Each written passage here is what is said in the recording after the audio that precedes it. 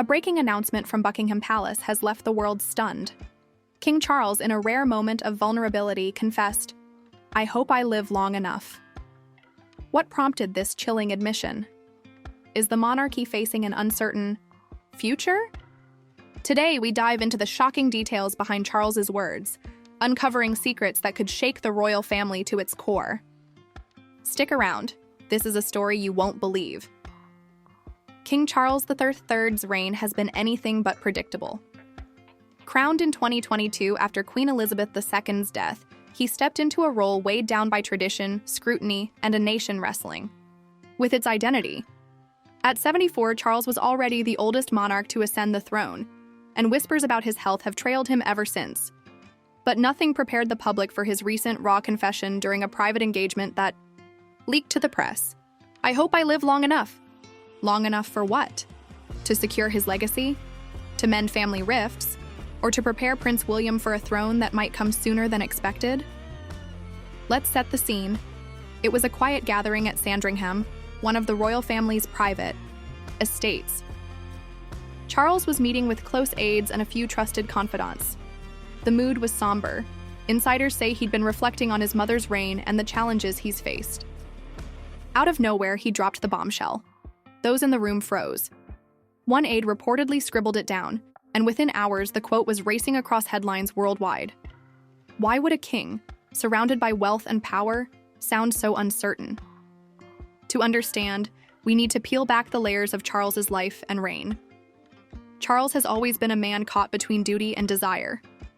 As Prince of Wales, he waited decades in his mother's shadow, enduring public criticism and personal scandals. His marriage to Princess Diana captivated the world, but crumbled under infidelity and media pressure.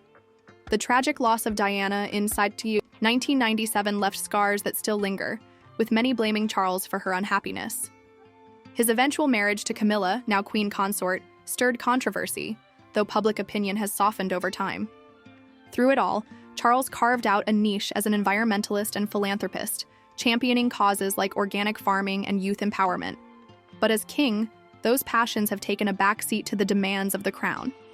Now 2 years into his reign, the pressure is unrelenting. The monarchy's relevance is under fire.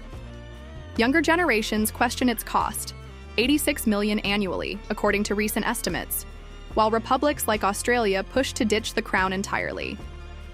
Charles has tried to modernize, slimming down the working royals and opening palace doors to the public. But every move is dissected.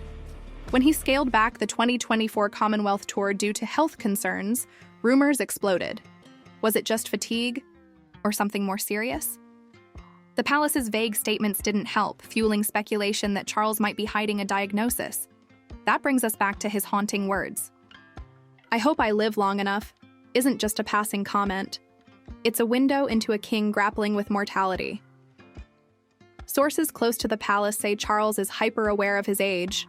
At 76, he's outlived his mother's reign at her coronation, but knows he can't match her 70 years on the throne. Insiders claim he's desperate to cement his legacy before time runs out. But what does that legacy look like? Some believe he's focused on environmental reform, pushing for global climate, action through royal influence. Others say it's about family, specifically repairing the fractured bonds with his sons, William and Harry. Let's talk about the family drama, because it's impossible to ignore. The rift between Charles and Prince Harry has dominated headlines for years. Harry's 2020 exit from royal duties, dubbed Megxit, blindsided the family. His memoir, Spare, aired grievances about Charles's parenting and Camilla's role, painting a picture of a distant father. Charles, reportedly hurt, has kept communication minimal. Meanwhile, Prince William, the heir, is under immense strain. With Kate Middleton's own health challenges in 2024, she underwent surgery for a non-cancerous condition. William's juggling fatherhood, royal duties, and preparing for a crown he might inherit sooner than planned. Charles knows the clock is ticking, not just for him but for the monarchy's stability. Health is the elephant in the room. The palace has never confirmed a specific illness, but Charles's appearance tells a story. He's looked gaunt at recent engagements, and his hands, often swollen, have sparked online theories about heart or kidney issues. Medical experts, speaking anonymously, say such symptoms could point to chronic conditions common in older age, nothing terminal, but enough to slow him down.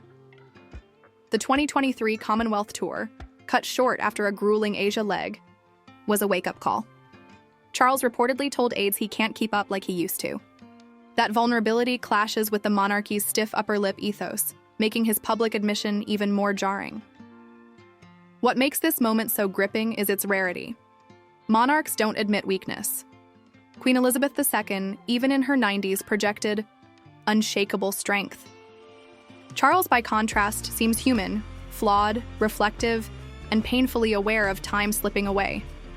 Some see it as a misstep, a crack in the royal facade. Others call it brave, a sign he's rewriting the rules. Either way, it sparked a global conversation. On platforms like X, reactions range from sympathy, he's carrying so much at his age, to cynicism, poor guy, crying into his gold crown. The divide reflects a broader truth. The monarchy is a lightning rod for emotion, and Charles is at its center. Let's zoom out to the bigger picture. The monarchy's survival hinges on public goodwill, and Charles knows it. His reign coincides with a turbulent era, economic strain, political division, and a post-Brexit identity crisis.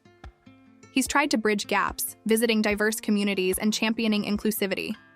But missteps, like the 2023 Cash for Honors scandal involving a Saudi donor, have hurt his credibility. The public's trust is fragile, and Charles's health scare, or perceived health scare, raises stakes. If he steps down or passes suddenly, William inherits a throne under scrutiny, with Harry's shadow looming and no clear role for younger royals like George, Charlotte, or Louis. Now, let's explore what long enough might mean. Palace. Insiders hint Charles has a mental checklist. First, stabilizing the monarchy's image. He's pushed for transparency, like publishing royal accounts online, though critics call it performative. Second, ensuring William's readiness. The Prince of Wales has taken on more duties, from state banquets to overseas tours, but he's stretched thin. Third, there's the Commonwealth. Charles sees it as his mother's legacy and wants to preserve it, despite growing republicanism in nations like Jamaica. Finally, there's the personal side, reaching out to Harry, though reconciliation seems distant. Each goal feels like a race against time. The public's reaction to Charles's words has been a roller coaster. In the UK, polls show mixed feelings. A 2024 YouGov survey found 62% view Charles favorably, but only 45% believe the monarchy is very relevant. Abroad, the response is warmer. Commonwealth nations like Canada and New Zealand sent messages of support after the leak. But social media is brutal. Memes mocking Charles's wealth clash with heartfelt posts wishing him well. One viral X post read, "He's human, not a robot. Let him be scared." Another quipped, "Long enough to outlive us all, probably." The noise underscores a truth. Everyone's projecting their hopes or fears onto the king. What's next? For Charles, the palace has doubled down on privacy, with courtiers deflecting health questions, but actions speak louder. Charles's 2025 schedule is lighter, fewer overseas trips, more UK-focused events. Some see it as strategic, others assign he's pacing himself. William and Kate are stepping up, hosting high-profile receptions to ease the load. Behind closed doors, Charles is reportedly reflective, spending time at Highgrove writing in his journals. Those close to him say he's not despairing, just realistic. He knows history judges kings not by their words but their deeds. The monarchy has weathered storms before. Queen Victoria's reclusiveness, Edward VIII's abdication, Diana's death. Each crisis tested the crown, yet it endured. Charles's admission feels different, though. It's not a scandal or a rebellion. It's a quiet, human plea. That rawness resonates in a world craving authenticity, but it also risks exposing cracks. If Charles falters, the narrative shifts to William, who's respected but untested as a king. And beyond him, a generation of royals growing up in a digital age where every move is a headline. As we dig deeper, consider the historical context. Monarchs facing mortality isn't new. George III's madness, Victoria's mourning, but Charles's openness is. He's not hiding behind protocol. and that's both his strength and vulnerability. Compare it to Elizabeth II, who never wavered publicly, even during crises like the 1992 Annus Horribilis. Charles's candor could redefine kingship, making it more relatable, or it could backfire, inviting pity over respect. The tightrope he walks is razor thin. Let's pivot to the global stage. Charles's health and reign ripple beyond Britain. The Commonwealth, spanning 56 nations, looks to him as a symbolic head. His 2023 tour, though cut short, reinforced ties in places like Kenya, where he addressed colonial legacies head-on. But Republican movements are gaining ground. Barbados ditched the monarchy in 2021, and others may follow. Charles's admission could weaken his clout. A frail king struggles to inspire unity. Yet his environmental advocacy, decades ahead of its time, gives him leverage. World leaders from Biden to Modi respect his climate work, which could outlast his reign. Back to the family. Harry's absence looms large. Sources say Charles wants to see his grandchildren, Archie and Lilibet, but Meghan's reluctance and Harry's distrust make it unlikely. William, meanwhile, is Charles's rock, but not without tension. The brothers' feud burdens Charles, who feels caught in the middle. Kate's recovery has eased some strain, but the Wales' focus is their kids, not royal drama. Charles's hope to live long enough might include healing these wounds, but time's not on his side. The public's fascination with Charles's words ties into a broader obsession with royalty. Shows like The Crown and books like Spare feed a hunger for palace secrets. But reality is messier than fiction. Charles isn't a character. He's a man navigating grief, duty, and a ticking clock. His admission cuts through the pomp, reminding us even kings face the same fears we do. That universality is why the stories gripped millions, from London to Los Angeles. What's the palace doing to manage the fallout? Damage control is subtle, but deliberate. Charles' next appearances are carefully chosen community visits, charity events to Project Vitality. Camilla's taken a bigger role, charming crowds with her wit. The narrative is clear: the monarchy's fine, Charles is fine. But leaks like this don't happen by accident. Was it a rogue aide, or a calculated move to humanize him? Theories swirl, with some pointing to rival factions within the palace. The truth? We may never know. Let's circle back to the quote itself. I hope I live long enough. It's not just about health, it's about purpose. Charles spent his life waiting, and now, as king, he's running out of runway. His environmental work, his family, his nation, all hang in the balance. The irony is, his candor might be his greatest legacy. By showing vulnerability, he's challenged the monarchy's mystique, for better or worse. Will it strengthen the crown or expose its fragility? That's the question haunting Buckingham Palace. As we wrap this up, picture Charles at Sandringham, alone with his thoughts. The weight of the crown, the ghosts of his past, the future of his sons, all swirling. His words echo not just for him, but for a monarchy at a crossroads. And then a phone rings. It's William, with news that could change everything. What did he say? That's a story for another day. The phone call from William hangs in the air, like a storm cloud over Buckingham Palace. What could he have said to shift the entire narrative? Was it about his readiness to step up, a family reconciliation, or something far more unexpected? The royal family is no stranger to secrets, and this moment feels like the edge of a revelation that could redefine King Charles's reign. Let's dive deeper into what might be unfolding behind those gilded doors. Charles's admission, I hope I live long enough, already cracked open a door to his psyche, but William's role in this saga is just as critical. As the Prince of Wales, he's not just the heir. He's the bridge between Charles's traditional monarchy and a future that's increasingly uncertain. At 42, William carries the weight of expectation, polished, dutiful, yet fiercely protective of his family's privacy.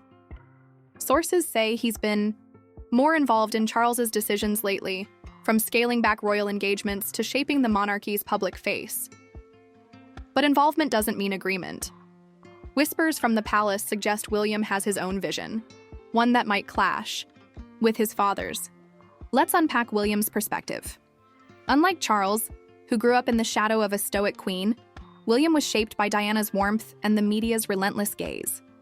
Her death in 1997 left him guarded, wary of the institution that failed to protect her. He's seen the monarchy's flaws up close, its rigidity, its scandals, its struggle to stay relevant. Insiders claim William wants a leaner, more modern crown, one that prioritizes charity and connection over pomp. Charles, while progressive in his own way, clings to tradition, from elaborate ceremonies to the Commonwealth's symbolic weight. Could William's call have been a push for change, a signal he's ready to steer the ship, or maybe it's personal? Their rift with Harry remains a wound that won't heal. William, like Charles, feels betrayed by Harry's public attacks, interviews, Netflix specials, that memoir. But unlike Charles, who's kept a cautious distance, William's stance is colder. Sources say he's focused on protecting Kate and their children from the fallout. Yet, there's chatter of a thaw. A cryptic X post from a royal watcher last week hinted at back-channel talks between the brothers, possibly mediated by Charles. If William's call was about Harry, say, an olive branch or a plea Tauronite, it could explain the urgency. Charles, desperate to mend his family, might see this as his last great mission. Then there's Kate. Her health scare in 2024 rattled the Waleses, but her recovery has been a quiet triumph. She's back to public duties, radiating calm at charity, events, and school visits. Behind the scenes, she's William's anchor, advising him on everything from media strategy to parenting. Some speculate she's also a buffer between father and son, softening William's frustration with Charles's slower pace. If William's news involves Kate, perhaps a bold new initiative or even a health update, it could shift the royal dynamic, giving Charles either relief or added pressure. Let's not ignore the health angle. Charles's words screamed mortality, and William's call might tie directly to it. The king's lighter schedule, his gaunt appearance, those swollen hands, they've fueled endless theories. A recent report on X claimed Charles was seen leaving a London clinic, though no outlet confirmed it. If William knows something the public doesn't, a diagnosis, a timeline, it would explain the timing. Preparing for kingship is no small task, and William's already stretched thin. Transition planning, while morbid, is practical. The palace learned from Elizabeth II's sudden decline. They won't be caught off guard again. Now let's widen the lens. The monarchy isn't just Charles and William, it's a sprawling institution facing existential questions. Republican sentiment is creeping up, not just in the Commonwealth, but in Britain itself. A 2025 poll showed 30% of Brits want the monarchy abolished, the highest in decades. Charles's vulnerability, while humanizing, risks feeding that fire. William, more popular than his father, could stabilize things, but he's not immune to criticism. His push for mental health advocacy and environmental causes resonates, yet some call him aloof, too privileged to connect. Whatever William said on that call, it's likely tied to this bigger fight, keeping the crown relevant. What about the Commonwealth? Charles sees it as his mother's legacy, a 56-nation network spanning 2.5 billion people. But cracks are showing.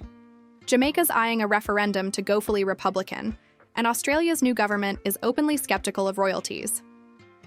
William's less sentimental. He's hinted at a looser Commonwealth, more partnership than monarchy. If his call was about a bold move, like rethinking the king's role as head, it could be a game changer. Charles might resist, fearing it unravels Elizabeth's work, but William's pragmatism could win out. Back to the family drama, because it's the heartbeat of this story. Harry's silence since Charles's admission is deafening. No statement, no X posts, nothing. Is he staying out of respect or because he's frozen out? Meghan's influence looms large. She's reportedly wary of re-entering the royal orbit. Yet Charles's longing to see Archie and Lilibet is an open secret. A wild card scenario. What if William's call was about a secret summit? Picture it. Charles, William, Harry, no cameras, just a room and raw honesty. It's a long shot. But the public would eat it up, and it'd give Charles a personal win to chase. The palace's response to all this is textbook. They've ramped up Charles's visibility, think garden parties, medal ceremonies, to counter the frail king narrative. Camilla's charm offensive is in overdrive, and she's good at it, disarming critics with humor. William and Kate's polished appearances, meanwhile, scream stability.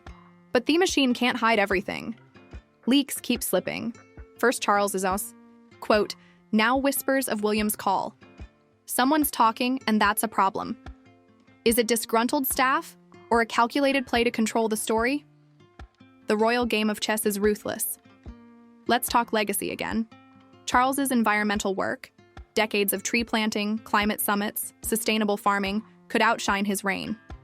He's pushed for net zero palaces, a flex no other monarch can claim. But legacy needs time, and time's what he's bargaining for. William shares the green passion, but his focus is tech. Think AI for conservation, not organic gardens.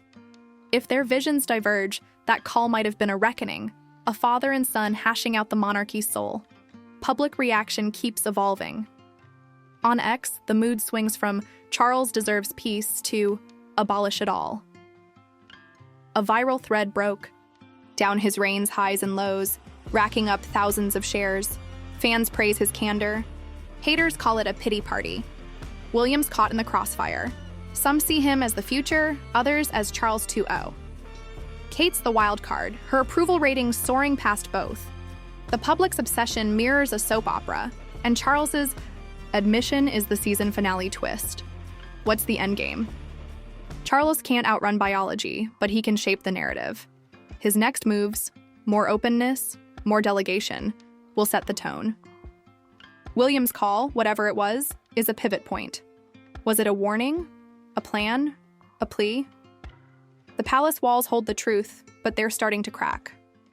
Picture Charles at his desk, penning another journal entry, the weight of history on his shoulders. Then another call comes through. This time it's Harry. What does he want?